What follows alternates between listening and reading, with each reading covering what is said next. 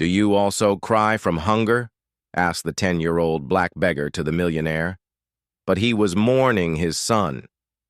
The rain fell relentlessly on the streets of Manhattan when Russell Crowe, CEO of the largest financial technology company on the East Coast, collapsed in tears in the middle of Wall Street. At 42 years old, owner of an estimated fortune of $2 billion, there he was crying like a lost child, soaked and completely emotionally broken. That's when a small figure approached him. A black girl of about 10 years old, barefoot and wearing ragged clothes, held in her hands a piece of stale bread that would probably be her only meal of the day. "Sir, are you crying because you're hungry too?" she asked with devastating innocence, holding out half of her bread to the man in the completely soaked $3,000 suit. Russell raised his bloodshot eyes and met the child's worried gaze. For an absurd moment, the richest man in New York was being comforted by someone who clearly had nowhere to sleep that night. "No, little one," he replied, his voice breaking. "It's not hunger." "Then it's longing," she said with a wisdom that didn't match her age. "My grandmother always said there are only two kinds of tears: hunger tears and missing tears." Russell felt as if those simple words had pierced all his millionaire defenses. Today marked exactly 1 year since he lost custody of his son Michael to his ex-wife, who moved to London, taking the 8-year-old boy away from him. "What's your name?" Russell asked, drying his face with the back of his hand. "Destiny," she replied with a smile that revealed 2 missing front teeth. "And you?" "Russell." "Nice to meet you, Destiny." The girl studied his face for a few seconds, as if assessing whether she could trust him. Then, with a decisive gesture, she broke the bread in half and insisted on offering him a piece. "I can't cure your longing, but I can share my bread," she said. "Food shared always feeds the heart more than the stomach." Russell accepted the piece of bread, feeling a lump in his throat. Here he was, one of the most powerful men on Wall Street, receiving charity from a child who probably hadn't had a proper meal in days. "Destiny, where do you live?" The girl's smile faded slightly. "Everywhere and nowhere," she replied with disconcerting maturity. "Since my mother disappeared, I've learned to fend for myself." "Your mother disappeared?" Russell couldn't hide the concern in his voice. "About 6 months ago. She worked cleaning offices in buildings like this one." Destiny pointed to the fintech solutions skyscraper behind him. "One day she ate some chocolates that an elegant lady gave her, and then she became very strange. The next day, some men in suits came to get her, saying they were taking her to the doctor. I never saw her again." Russell felt a chill run down his spine. There was something disturbingly familiar about that story, but he couldn't put his finger on it. "And no one took care of you after that?" "They tried to put me in a shelter, but I ran away. The kids there fought a lot, and the adults didn't care about us." As they talked, Russell discreetly observed Destiny's ease with her surroundings, how she knew every corner of that area, how she seemed to have mentally mapped out all the safe and dangerous places. A 10-year-old child surviving alone on the streets of Manhattan for 6 months. "Destiny, do you have a place to stay tonight? It's going to rain a lot." She shrugged with a gesture that seemed to be her trademark. "I always manage. There's a gap under the overpass that protects me from the rain." Russell made an instant decision. "How about coming to dinner? With me? I have an apartment nearby and I promise it's safe." Destiny's eyes narrowed suspiciously. On the streets, she had learned not to trust adults' promises easily. "Why would you do that for me? You don't even know me." The direct question hit him, but the answer came naturally. "Because you shared your bread with me when you thought I was hungry. Because today is a very sad day for me, and you made me feel a little better. And because no child should be alone on the streets."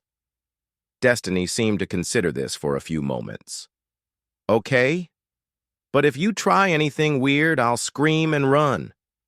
"Fair enough," Russell agreed, standing up and holding out his hand to her. As they walked through the wet streets toward his apartment on the Upper East Side, Russell couldn't help thinking about the disturbing coincidence. A black child alone on the streets whose mother had disappeared after eating chocolates given to her by an elegant lady. There was something about this story that bothered him deeply, a feeling that this chance encounter wasn't so chance after all. But what intrigued him most was the feeling that destiny was hiding more than she appeared to be, as if behind that innocence there was someone who understood much more about the world than a 10-year-old should. If you're enjoying this story, don't forget to subscribe to the channel, because what is about to unfold between Russell and Destiny goes far beyond a simple act of charity, and the truth about her mother's disappearance is closer than anyone could imagine. Russell's Upper East Side apartment occupied the entire top floor of a historic building with panoramic views of Central Park. Destiny entered slowly, her eyes wide, taking in every detail of the luxury that surrounded her, from the grand piano to the artwork on the walls. "Wow," she murmured. "It's like those movies where rich people live." Russell smiled, but inside he felt a tightness in his chest. All that wealth hadn't been enough to keep his son close. "Would you like to take a hot shower while I fix something for dinner?" While Destiny showered, Russell took the opportunity to make a few calls. The first was to his personal lawyer, Thomas Mitchell, one of the best criminal defense attorneys in Manhattan. "Tom, I need to talk to you urgently. Not on the phone. Can you come to my apartment in an hour?" "Of course, Russell. Has something happened with Michael's custody case?" "No, it's complicated. It involves a missing child and possibly fintech solutions." There was a pause on the other end of the line. "Russell, you're worrying me. What exactly are we talking about?" "1 hour, Tom, and bring everything you can find on child abduction protocols." The second call was to Kylie Chen, Director of Corporate Security at Fintech Solutions. Kylie had worked for the FBI for 10 years before being recruited by Russell, and her loyalty was unquestionable. "Kylie, I need you to discreetly send me a list of all contract cleaning staff from the last 2 years, especially black women between the ages of 25 and 40. "Is this related to an internal investigation?" "Maybe. And Kylie, keep this between us for now." When Destiny came out of the shower wearing a bathrobe Russell had found, she looked like a completely different child. With her hair clean and her face washed, her resemblance to someone bothered him, but he couldn't quite place it. "Destiny, do you remember your mother's full name?" "Jasmine Washington," she replied, sitting down at the table where Russell had prepared a simple dinner. Everyone on the street called her Jazz. Russell almost choked on his coffee. Jasmine Washington. That name was familiar. Very familiar. During his monthly executive meetings, he always reviewed reports from outsourced employees. He had seen that name recently. "Destiny, what floor of my building did your mother work on specifically?" The girl frowned, trying to remember. "She always talked about a very high floor where important meetings were held. She said she could sometimes hear important people talking through the doors." Russell's blood ran cold.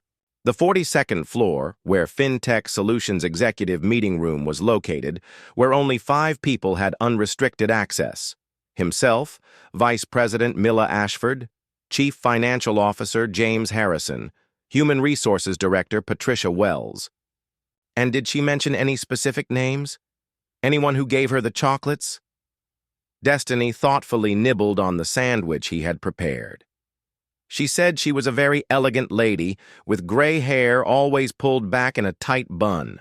She wore expensive glasses and always spoke to all the female employees as if they were dumb children. Russell felt as if he had been punched in the stomach. The description fit perfectly with Milla Ashford, his 58-year-old vice president who had been his mentor when he founded the company 15 years ago. Milla, who had helped him build a financial empire. Milla, who had full access to all of the company's systems.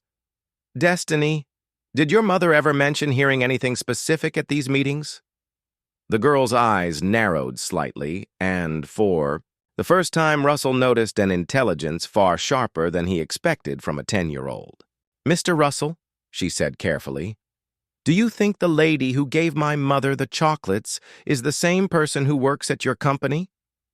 The direct question surprised him. Destiny was connecting the dots with a speed that impressed him. "It's possible," he admitted. "And if it's true, we'll find out what really happened to your mother." At that moment, the intercom rang. It was Thomas Mitchell. "Tom is here," Russell announced. "He is my lawyer and a person I trust completely. Can you repeat everything you told me to him?" Destiny nodded solemnly as if she understood the importance of the moment. Thomas Mitchell was a tall, thin man with gray hair and piercing eyes that had intimidated prosecutors in court for decades. As Russell recounted the situation, the lawyer listened silently, occasionally taking notes. "Let me get this straight," Thomas said finally. "An outsourced employee at your company disappears after eating chocolates given to her by someone who may be your vice president. Her daughter is left an orphan and survives 6 months on the streets. And you believe this may be connected to what exactly?" Russell took a deep breath. "Tom, 3 months ago, Milla started pressuring me to sell my majority stake in the company. She claimed it was time to professionalize management and bring in institutional investors. I refused categorically, and last week she casually mentioned that it might be best for me to reconsider certain decisions before compromising information about the company came to light." Thomas and Russell exchanged meaningful glances.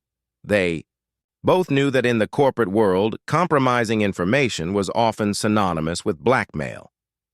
"Do you think Jasmine Washington may have witnessed something during the meetings that compromises Milla?" "Not only that," Russell replied, pulling out his laptop. "Kylie just sent me the list of outsourced employees. Jasmine Washington was officially fired on the same day Destiny said she disappeared. Alleged reason? Breach of confidentiality protocol." Thomas leaned forward to examine the screen. "That means Milla knew exactly who Jasmine was and had a motive to silence her." "There's more," Russell continued, browsing through the company's internal files. Jasmine had been specifically assigned to clean the executive meeting room every Tuesday and Thursday. Always on the same days, Milla held her private strategy meetings with outside investors. Destiny, who had remained quiet throughout the conversation, finally spoke up. "My mother always said that powerful people do bad things when they think no one is watching. She was seeing something she shouldn't have, wasn't she?" The wisdom of that observation left both men silent for a moment. "Russell," Thomas said gravely, "if your suspicions are correct, we're talking about a conspiracy involving the elimination of witnesses to cover up corporate crimes. This is much more serious than a simple power struggle." Russell nodded, but his eyes flashed with a determination Thomas recognized from the courtroom, the look of someone who had decided to fight regardless of the consequences. "Tom, I want you to prepare everything to request temporary custody of Destiny officially. And I want you to hire the best private investigator in New York." He paused, then added with a cold smile, "And, unofficially, Milla Ashford has no idea who she's really up against. She knows me as the successful CEO and absent father. She has no idea what I'm capable of when someone threatens an innocent child." While Thomas jotted down notes about the next legal steps, Russell watched Destiny, who was quietly playing with a puzzle he had given her. The girl occasionally glanced up at the adults with an expression that seemed to understand much more of the situation than she should have. There was something in those eyes, an intelligence, a maturity forged by the need to survive, that made Russell suspect Destiny was also hiding important information. Perhaps her mother had shared more with her than a child should know about what she had witnessed at those meetings. Each new discovery only intensified his conviction that this chance encounter in the rain had not been accidental. Milla had completely underestimated the power of truth to emerge from the shadows. And now she was about to discover that separating a mother from her daughter had been the biggest strategic mistake of her career. Over the next 3 days, Russell Crowe transformed into something Milla Ashford had never witnessed before, a quietly meticulous and dangerously focused CEO. While she believed she had intimidated him with her veiled threats about compromising information, Russell was secretly building the most devastating case of his career. Kylie Chen had become his most valuable ally. Not only did the former FBI agent confirm that Jasmine Washington had worked specifically on the days of Milla's private meetings, she discovered something even more sinister. 3 other contract employees had been terminated for breach of confidentiality in the last 2 years, all after working on the 42nd floor. "Russell, this is no coincidence," Kylie said at their latest secret meeting in his apartment. "We're talking about a systematic pattern of witness elimination." Destiny, who had adapted surprisingly well to the routine in the apartment, was in the living room doing her homework when she overheard fragments of the conversation. Russell had managed to enroll her discreetly in a nearby private school, using his influence to speed up the bureaucratic processes. "Mr. Russell," she called during dinner that night, "can I tell you something important about my mother?" Russell and Kylie, who had stayed for dinner, gave the girl their full attention. "Mom always kept important things in a little notebook she hid under our mattress. She said that when you hear things you shouldn't, you have to write them down so you don't forget." Russell's heart raced. "Destiny, do you know where that notebook is now?" "When the men came for her, I managed to grab a few things before I ran away from the shelter. The notebook is in a backpack I hid in a safe place." Kylie and Russell exchanged meaningful glances. If Jasmine had documented what she had witnessed, this could be the definitive proof they needed. "Can you take us there?" Kylie asked gently. The next day, Destiny guided them through a series of alleys and underground passages to an old abandoned subway tunnel. There, carefully hidden behind a loose grate, was a small worn backpack. Inside, along with some clothes and family photos, they found a hardcover notebook filled with Jasmine's meticulous notes. The pages contained dates, times, names, and detailed summaries of conversations she had overheard while cleaning. October 23rd, Milla met with men with Russian accents. They talked about moving money to offshore accounts. They mentioned laundering $50 million through shell companies. November 15th, Milla arguing on the phone with someone named Martinez. She said that if he didn't cooperate, accidents happened to people who talk too much. December 2nd, Milla showed photos of a bank account in the Cayman Islands to a man in a gray suit.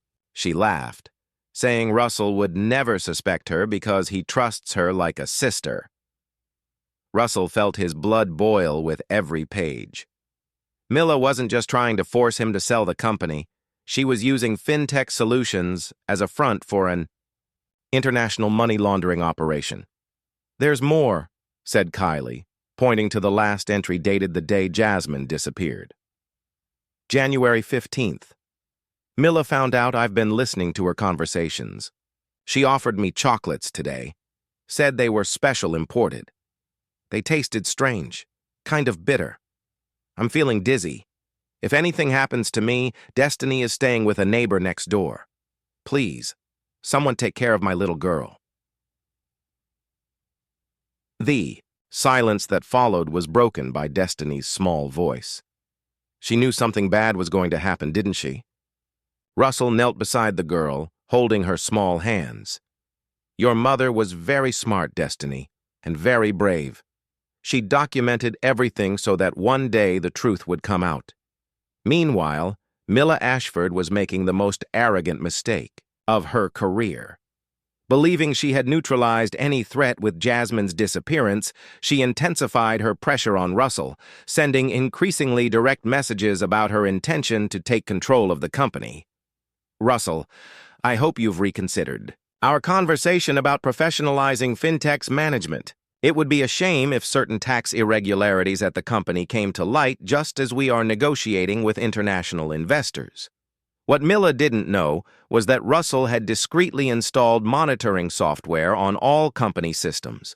Every email she sent, every call made from corporate phones, every access to the servers was being recorded and automatically sent to Kylie. Thomas Mitchell had put together an impressive legal dossier. In addition to evidence of money laundering, they now had documentation of attempted murder, kidnapping of a minor, corporate blackmail, and international criminal conspiracy. "Russell, this goes beyond Milla," Thomas explained during an evening meeting. "The connections we found suggest a criminal network operating through several legitimate companies. Milla is just one piece, but an important one. How long do you need to make sure that when we strike, she has no way to escape?" Russell asked. 2 more days. I need to coordinate with the FBI and the federal prosecutor's office. When we do this, it has to be perfect." That night, Russell tucked Destiny into bed and read her a bedtime story as had become tradition. But this time, she surprised him with a question that caught him off guard. "Mr. Russell, when you catch the bad woman who hurt my mum, will you still be my temporary dad?" The simple question carried an emotional weight that hit Russell like a bolt of lightning. In just 1 week, this extraordinary child had filled a void in his life that he didn't even know existed. "Destiny, if you want me to, I would love to be your dad forever, not just temporarily." The smile that spread across the little girl's face was brighter than all the lights in Manhattan. The next day, Milla made her final mistake. Frustrated by Russell's apparent passivity, she called an emergency board meeting, planning to force a vote to remove him as company president. "I need everyone to be present tomorrow at 10:00 a.m., she wrote in an email to all board members. "We have urgent matters concerning the company's leadership that can no longer be put off." Russell read the email with a smile that Kylie would later describe as absolutely predatory. Milla had just dug her own grave by calling exactly the meeting he needed to expose her publicly in front of all the relevant witnesses. "Kylie, call Thomas. It's time to put our plan into action. And Destiny will go to school as usual tomorrow. When she comes back, all this will be over and we can finally start looking for her mother." Because Russell was sure that Jasmine Washington was alive somewhere. Milla was too calculating to commit murder when forced confinement in a psychiatric clinic was a cleaner and more controllable solution. While Milla slept peacefully in her penthouse, believing that the next day she would finally take complete control of fintech solutions, Russell remained awake, finalizing the last details of a revenge that would be served with the surgical precision of a scalpel and the devastating force of a tsunami. For 15 years, Milla had underestimated Russell, seeing him as a brilliant but naive young man who depended on her guidance. Now she was about to discover that she had created a monster, not of cruelty but of relentless justice, and that the price for terrorizing an innocent child would be paid with compound interest in the form of public humiliation and total destruction. They see. Fintech Solutions' boardroom had never witnessed anything so devastating. Milla Ashford entered confidently at 10 in the morning, carrying a briefcase full of forged documents she would use to frame Russell for tax irregularities. Her plan was simple: force a vote of no confidence and take control of the company. "Gentlemen of the board," she began in her usual authoritative voice, "I have called this meeting to discuss the incompetence of leadership that is putting our company at risk." Russell remained calm in his chair, watching Milla expose herself more and more. At his side, Thomas Mitchell waited for the right moment to act. "I have evidence that Russell has been making questionable decisions that could compromise our international investors," Milla continued, opening her briefcase. "I believe it's time for a change in leadership." That's when Russell slowly stood up. "Milla, how interesting that you mention international investors, especially considering your secret meetings with Russian criminal organizations." Milla's face paled instantly. "What are you talking about?" Russell motioned to Thomas, who activated a projector. The first page of Jasmine Washington's notebook appeared on the screen, with clear handwriting documenting the conversations about money laundering. This is the handwriting of Jasmine Washington, the contract employee you eliminated because she heard too much, Russell said with a coldness that made Milla recoil. That's ridiculous. I never... October 23rd, Russell read aloud. Milla met with men with Russian accents. They talked about moving $50 million through shell companies. The other board members exchanged shocked glances. Milla tried to compose herself, but her voice trembled. Anyone can fake notes. Thomas Mitchell smiled predatorily. That's why we brought the recordings. The audio filled the room. Milla's unmistakable voice discussing illegal bank transfers, threatening witnesses, and planning to use fintech solutions as a front for international criminal operations. Impossible. How did you get this? Kylie. Chen, our security director, installed monitoring systems throughout the company a week ago, Russell explained calmly. Every phone call, every email, every access to the servers has been recorded. Milla looked desperately around the table but found only horrified faces of the advisors. You don't understand. I built this company together with Russell. You built a criminal scheme using my company, Russell corrected her. And when Jasmine Washington found out, you poisoned her and had her committed to a psychiatric clinic under a false identity. The door opened and 2 federal agents entered the room. Milla Ashford, you are under arrest for conspiracy, money laundering, attempted murder, and kidnapping a minor. Milla tried to run but tripped over her own arrogance, falling onto the conference table. Russell, please, we can work this out. I taught you everything. You taught me to recognize people like you, Russell replied, watching as the handcuffs were put on her. And you taught me that sometimes justice needs a little help. As Milla was dragged down the hallway screaming about her innocence, Russell turned to his advisors in silence. Gentlemen, I apologize for allowing a criminal to infiltrate our company, but I assure you that starting today, FinTech Solutions will be a model of corporate transparency. Kylie Chen entered the room carrying more documents. Russell, we found Milla's offshore accounts, $2.3 billion in illegal transactions over the last 5 years. The silence in the room was deafening. Milla Ashford, the respected matriarch of Manhattan business, had just been exposed as one of the biggest financial criminals of the decade. And Jasmine Washington? Russell asked. We have the location of the clinic. The rescue operation is scheduled for this afternoon. Russell smiled for the first time in days. Destiny would have her mother back. Milla would lose everything, her fortune, her reputation, her freedom. And he had learned that underestimating a father desperate for justice was the most expensive mistake any criminal could make. But as Milla was taken away to face decades in prison, one final question remained that would determine whether all this revenge would be worth it. Would Jasmine Washington be able to fully recover from years of forced sedation, and what kind of reunion would await mother and daughter after so much suffering? 3 months later, Russell watched Destiny and Jasmine playing in the garden of his apartment. Jasmine had fully recovered from forced sedation, and mother and daughter now lived as his official family. The adoption paperwork was finalized. Daddy. Russell, Destiny called, running up to him. Mommy said I can choose the decor for my new room. Daddy Russell. 2 words that filled the void that a year of separation from Michael had created. In fact, Michael would be back next month to meet his new sister. Mariana had agreed to regular visits after seeing how Russell had changed. FinTech Solutions was thriving under new ethical leadership. With Milla no longer sabotaging decisions, the company had doubled in value in 3 months, attracting global investors impressed by the radical transparency Russell had implemented. Milla Ashford, on the other hand, was facing 25 years in federal prison. Her assets were confiscated, her reputation destroyed, her former allies abandoned her completely.